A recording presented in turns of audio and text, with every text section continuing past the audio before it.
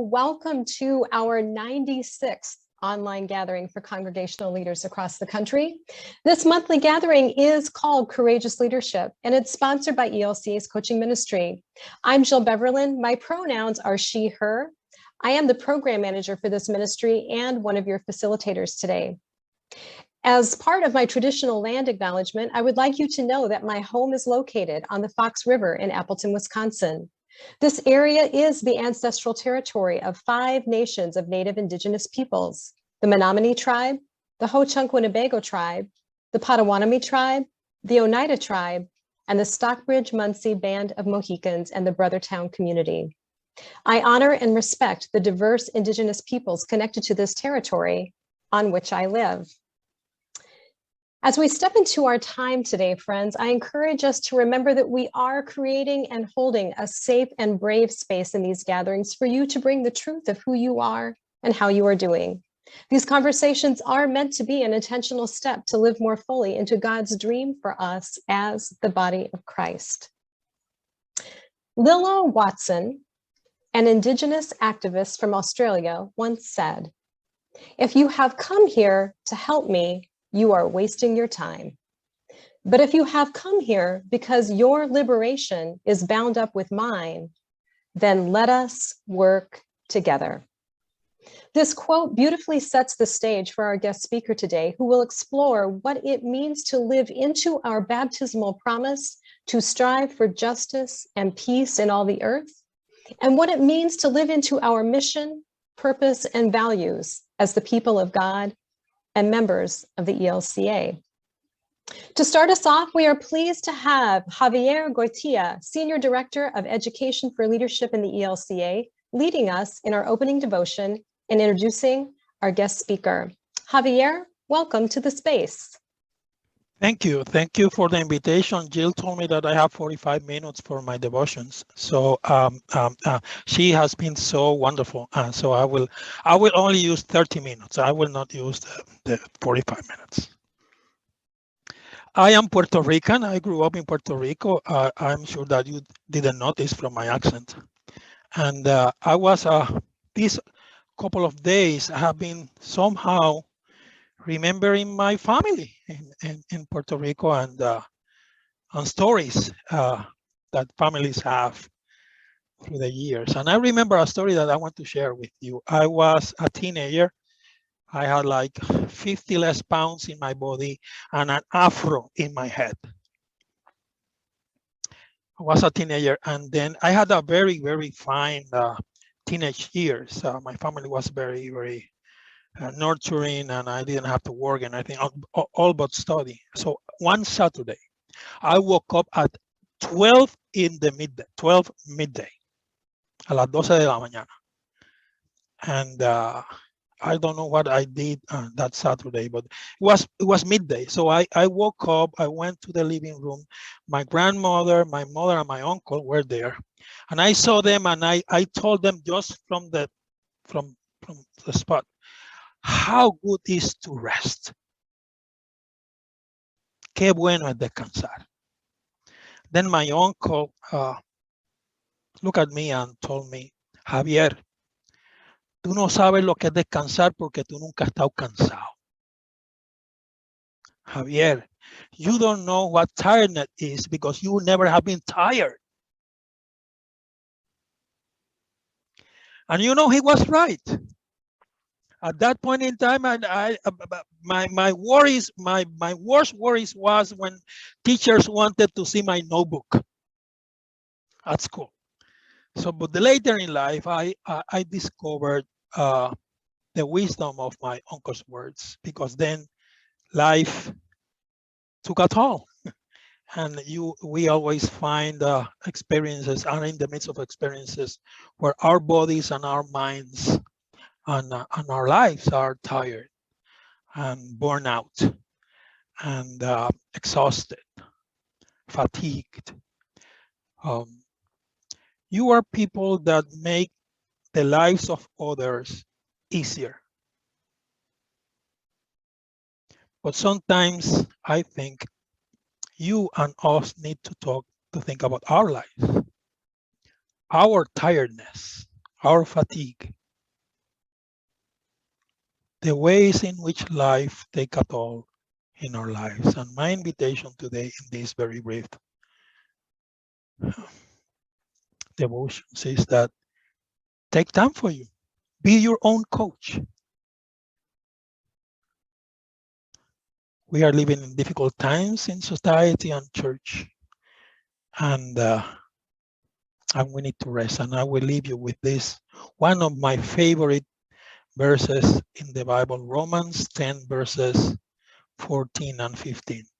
How then can they call on can they call on the one they have not believed in? And how can they believe in the one of whom they have not heard? And how can they hear without someone preaching to them? And how can anyone preach unless they are sent? And I believe coaching is proclamation. As it is written, how beautiful are the feet of those who bring good news. Those are your feet. You are blessed. Receive the grace and the rest of our Lord, and have a wonderful day, a wonderful week, and renew your baptism in our meeting together today. Amen.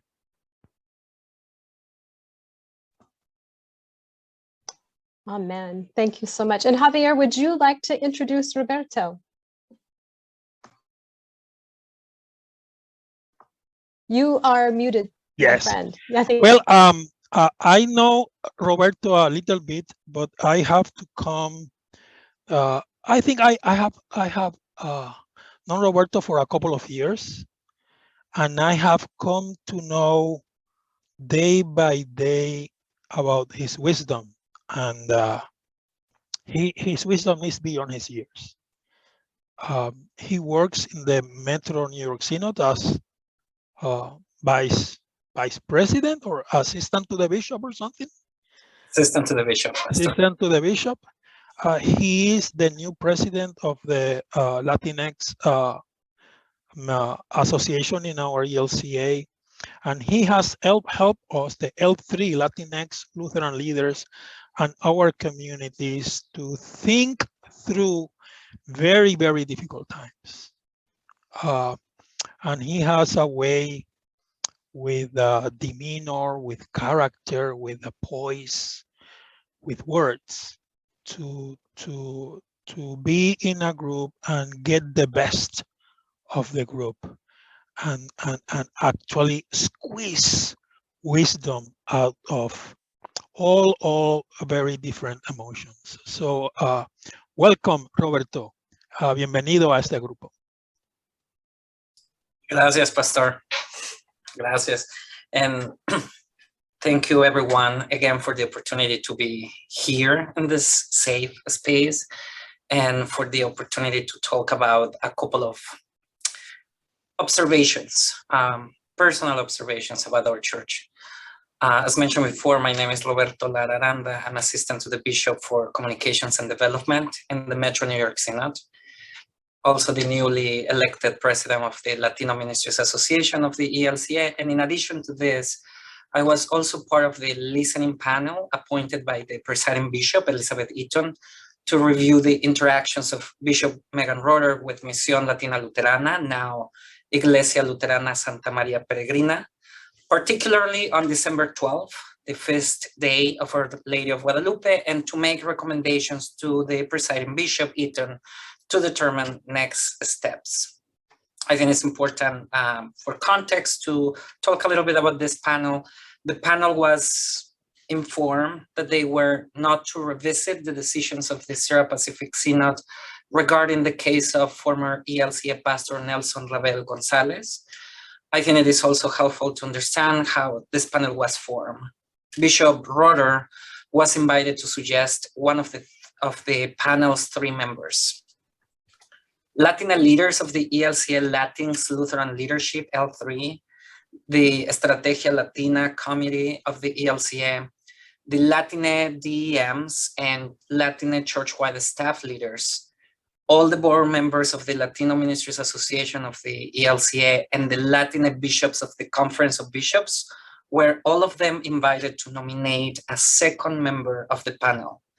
I was the person nominated by this group, and I'm really grateful for their trust. And finally, the presiding bishop appointed a third person as the chair of the team. I would like to center today's conversation on some personal observations I experienced during my work as part of the listening panel. And these observations are related to institutional procedures, processes, and traditions/practices that I believe are not only outdated, but also obsolete to the work of our church in the 21st century, and potentially an obstacle to the fulfillment of our mission. But before we begin this conversation, I would like to share something with all of you. Following the Courageous Leadership team, I will humbly offer some insights today about some institutional changes that I think will improve our journey towards our purpose and mission and improve our work as ordained and lay leaders in this church. These insights are rooted in my love for this church. Let me repeat that. These insights are deeply rooted in my love for this church.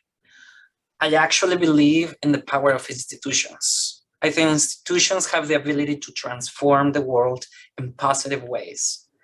Recent academic research targeting corporate social responsibility practices, also known as CSR strategies, in the private sector, has highlighted the power of fulfilling what it is now called the triple bottom line: people, planet, and profit. Under this way of thinking, it is believed that private institutions have the power to fulfill their profitability goals while also improving the lives of those involved in their processes, and also achieve sustainability goals that counterattack the effects of climate change. Interestingly, the private sector understands that new generations are not interested in institutions that are damaging our planet and its people. They know that new generations, particularly millennials, Gen Z, want to be part of brands and organizations that have similar values to their own. This exciting observation should be significant for mission-driven organizations such as our church. We should be framing and aligning all our efforts towards our mission, our purpose, and our values. By doing this, we will align our work with the values of the potential new members that we want to attract to our ministry sites. However, when I was involved in the investigation related to the Sierra Pacific Synod case, I discovered that we have systems in our institution that are not helping us to align our strategies and tactics with our mission consistently. So I would like to make that the central focus of the conversation today. These observations are not attacks against our presiding bishop. These are not attacks against the institution, even. And indeed, these are not attacks against a particular group of people. I am offering these observations because I love this church, and I want this church to succeed in its mission. Why? I wasn't born Lutheran. I chose to be Lutheran. I was born in Mexico City, and as you can imagine, I was raised in a Catholic home. However, it was challenging for me to continue being part of that faith while accepting my sexual orientation. I am a queer person, and it was challenging to listen to homophobic sermons on a regular basis. That was very difficult and painful for me, so I decided to create some distance between me and the church and God. And it was not until around 15 years ago that my partner, who is also highly involved in our church, introduced me to the Lutheran tradition. Then I just started to explore the possibility of returning to a religious organization, potentially having a healthier relationship with my faith and God. And it took some time, but I was able to heal my relationship with the church. And I am sure there are people out there looking for a similar relationship with a radically welcoming faith organization. And I really want the Lutheran Church to be that place for them. This is why I believe It is so important to recognize our wrongdoings as church, especially in our anti-racism efforts. And with that end, I offer observations hoping that they can be used to improve our practices at all levels, church-wide, synods, congregations. I have 3 observations with an actionable recommendation that I would like to offer to this group of leaders for your consideration. The first one is transparency. Transparency is key. We can be a more transparent organization, but we need to be intentional about it. According to Susskind and Field, authors of Dealing with an Angry Public, the Mutual Gains Approach, the advantages of full disclosure over an organizational crisis outweigh the disadvantages. Disclosing information might save the public for further harm and protect an agency or a company from further liability. And I think our church learned this the hard way during the Sierra Pacific Synod case. Since the beginning of our work, it was important for the listening panel to recommend the publication of our research. There are several reasons why we offered this recommendation. First, I was selected during a public forum by several Latina leaders in our church. I was, of course, accountable to them. And I wanted them to know our recommendation and the facts we collected and analyzed to provide that recommendation. And I believe this was shared with the presiding bishop from the beginning of the process.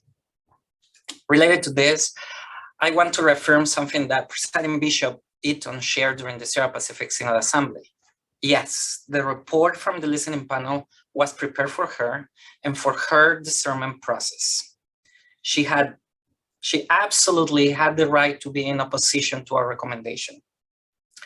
However, and potentially unintentionally, sections of our report were shared in her May 27th decision without sharing the intent of our findings and without sharing her potential opposition to our main recommendations. This is why the listening team decided to make public a request for the publication of the report in an effort to offer transparency to our church. At the end, I am grateful that Bishop Eaton was open to this idea. Some leaders, of course, in our church have criticized the public statement from the listening panel and our very public request to our presiding bishop. Granted, it was not easy for us, but we believe this was the right thing to do, and not taking action will have gone against our values as members of this church and against the values of our church. Whether accurate or not, the public's perception is the reality an institution must face. It is possible to be transparent while protecting the victims and while protecting the institution. When there is a space left but delay and inaction, it usually is filled with misinformation and false narratives. An example of the seriousness of this problem was exemplified in the repeated categorization of the community of Misión Latina Luterana as violent. This kind of narrative has led to the murder of people of color in the United States. Immediate and transparent attention and accountability to situations of racial misconduct are strong statements of support for victims and are crucial to validate anti-racist statements that we are constantly publicizing. Another dangerous practice that is somewhat linked with transparency is the use of social media. I have seen several members in our church asking people to ignore or stay away from social media channels. This is just not possible. Our church cannot go against the evolution of technology and communication in the world. And I am afraid that instead of using social media as a tool to amplify the voice of official sources, like official messages coming from the office of the presiding bishop, we are trying to undermine the power of social media channels, and by doing so, allowing misinformation to create and own the narrative of the ELCM. The second observation I would like to offer was also included in one of our recommendations in the listening panel's report, and is related to crisis management. It is really important to have a diverse and robust crisis management team available to the leadership of this church at all levels. Again, church-wide, synods, congregations. The worst mistake an organization can make when dealing with a crisis is not knowing that it is dealing with a crisis. Any healthy organization is to have a crisis management team available to provide support and advice to the organization's leaders. This is especially true for declining organizations such as most Christian denominations in the United States. These crisis management teams are usually formed by C-suite level members with expertise in marketing, PR, communications, attorneys with expertise in the area of interest, community leaders from the affected public, pastoral care leaders, and more. According to Seeger and Selno, authors of Communication in Times of Trouble, healthy confrontations within a legal team and a communications team are a good sign in any crisis management process. Having such a team available will be crucial for the future well-being of our institution and a more responsive and less reactive decision-making process by leaders in our church. And finally, the power of an apology, diversity in decision-making. It was interesting to me to realize how difficult it was for our church to offer an honest and unconditional apology to the victims, to the community of Misión Latina Luterana.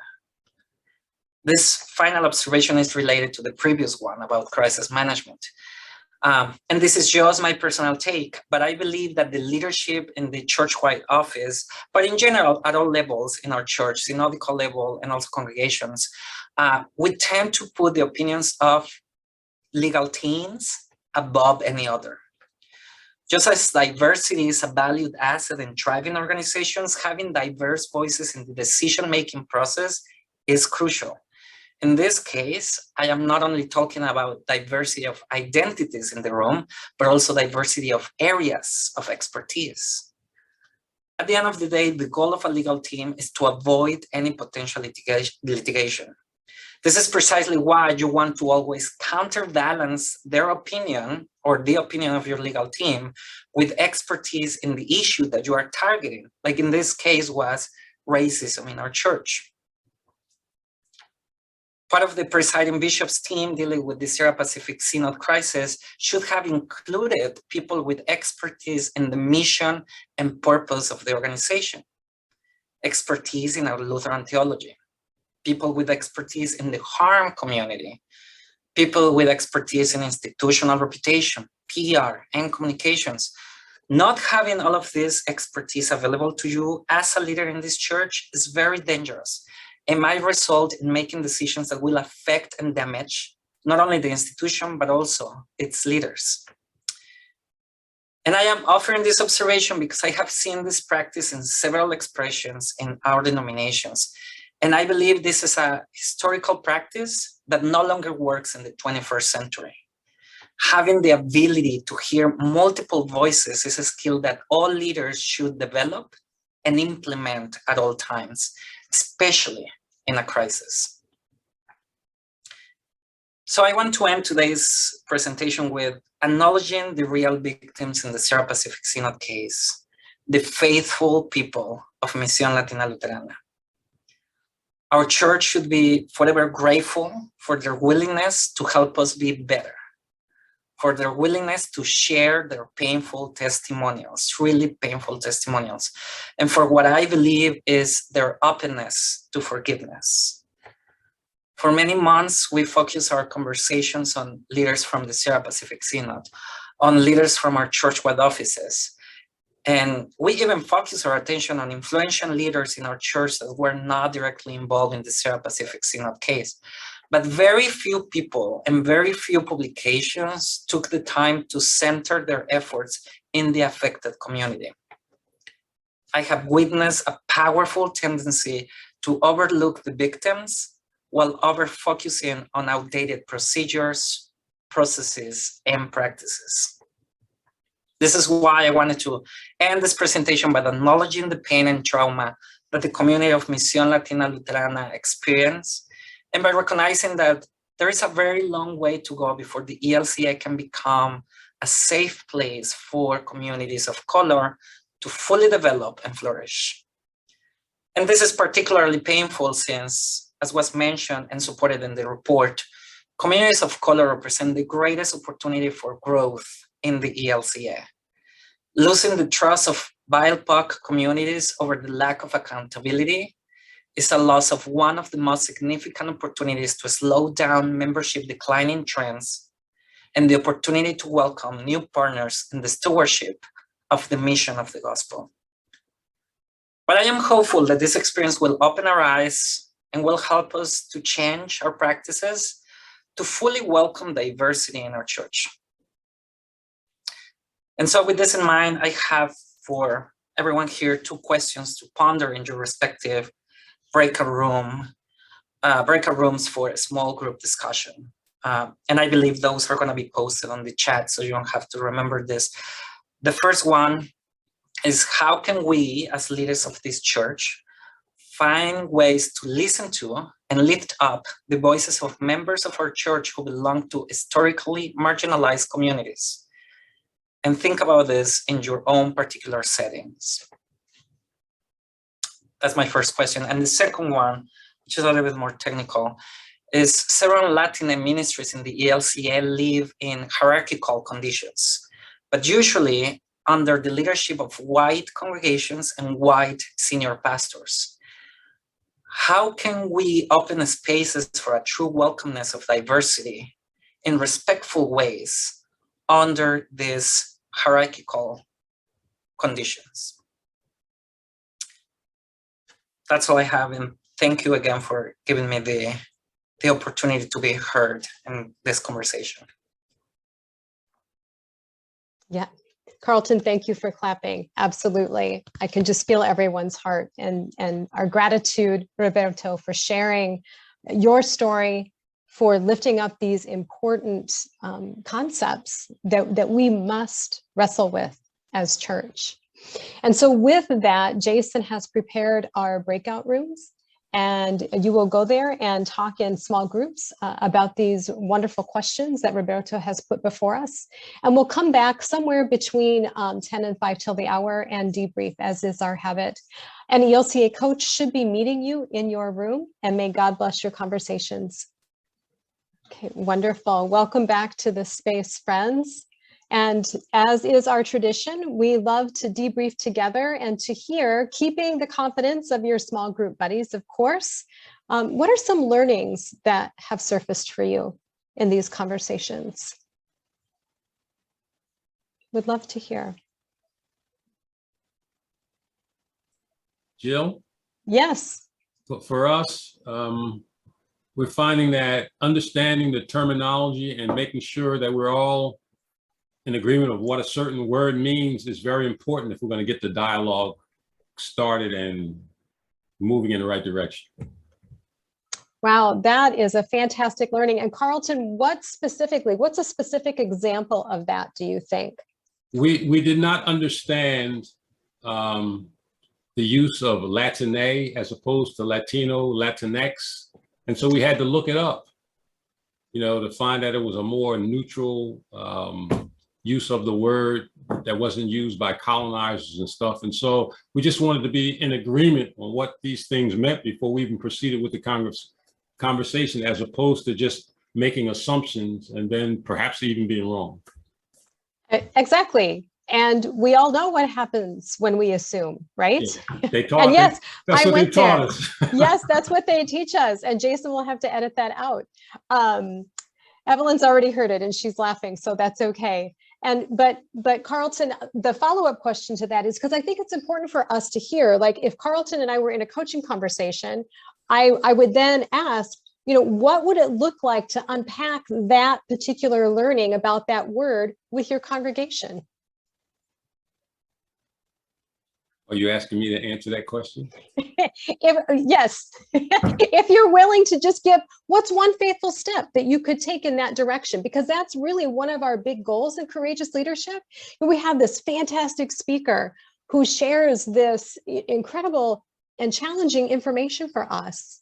And so we can be inspired in the moment, but if we leave with no intention of taking a step, then it's a flash in the pan. And we have this memory of wonderful speaker and human Roberto, but his hope and our hope is that this changes something going forward. So what's one faithful step, Carlton, that you could take with your congregation on that topic? My faithful step would be to make it a safe space and make it okay for everyone to ask questions and to make sure that we're all on the same page even before we begin to dialogue. Does everybody understand what the speaker's saying? Is there a word that you need clarification on? Can we do that right now before we begin? That's what I would try and do. Wonderful. And thanks to the internet, we can get that information very quickly and on the spot. So we don't have to feel intimidated about that. Beautiful. Thank you for that example, Pastor Carlton. What's another learning, friends?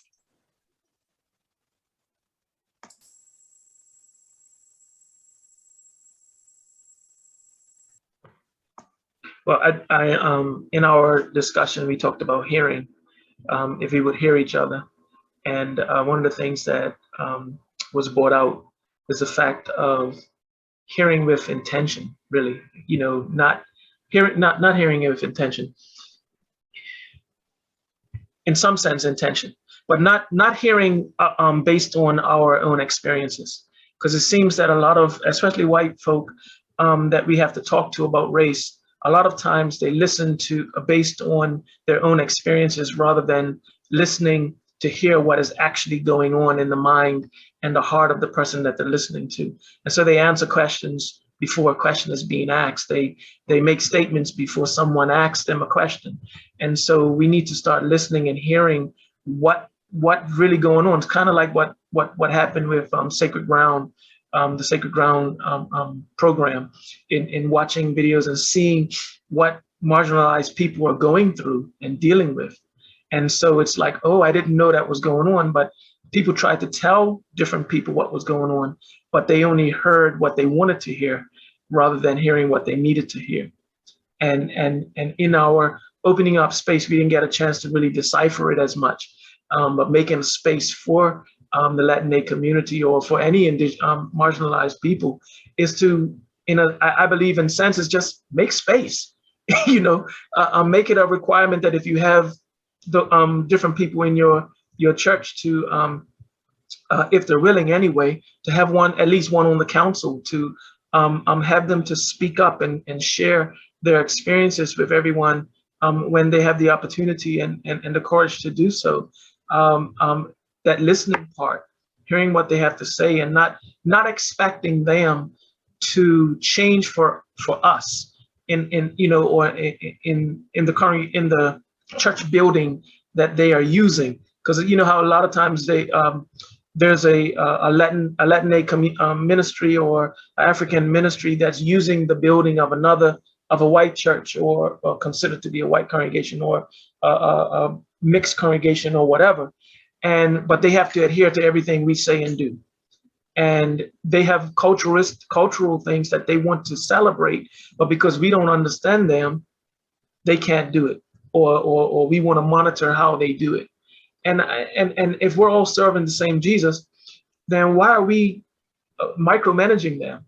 And I think that's where part of that needs to stop, is stop micromanaging and start listening and being intentional on coming together and valuing each other's words.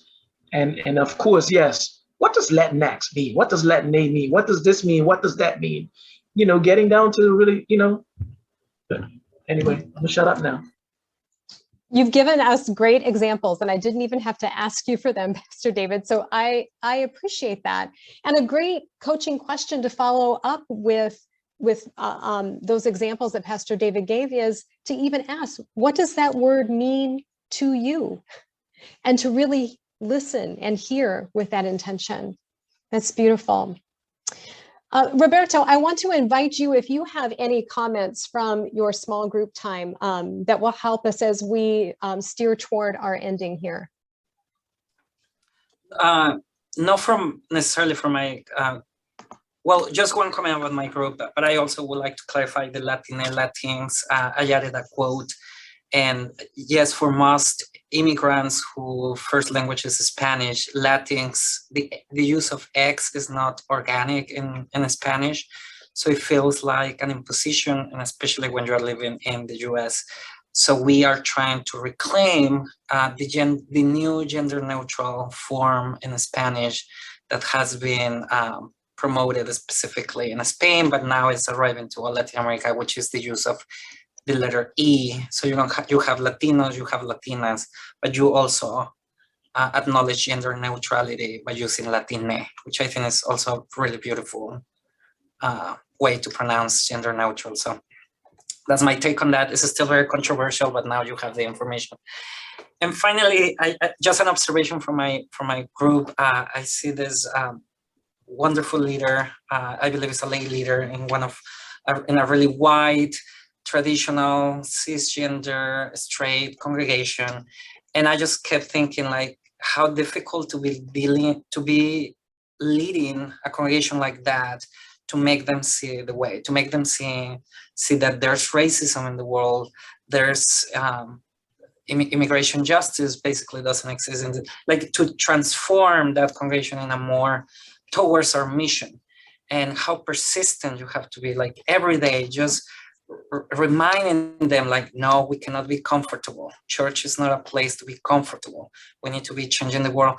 And I was just thinking, like, how grateful I am of having white allies always supporting, not necessarily saving us, but supporting our work and working with us, and being the voice in those groups of white folks that are going to listen to them because they are also white, and to use that voice to amplify voices of people of color.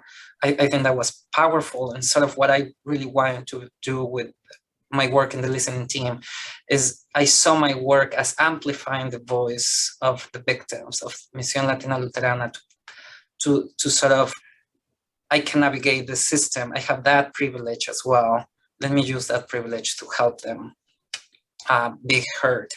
And I don't know, I just thought it was really powerful. And thank you for all your work with that congregation. And hopefully we can use those white voices to continue helping us dismantle racism in our church. That's powerful. I'm sad that I even have to say anything else to end this, because what could be more powerful than that wrap up. Roberto, thank you again for sharing your truth of who you are, of what this journey has felt like. Friends in the room, I hope that you walk away feeling very empowered to accompany one another, to listen well, listen with your heart, to use your voice to speak those words, to help build a different kind of church. We are always evolving. So thank you again, Roberto, Javier, and I did not introduce Evelyn Soto, our Director of Business Operations for the ELCA, who is also here as an ally. So friends, with that, I know that we are over time, but I again want to encourage you with one more step.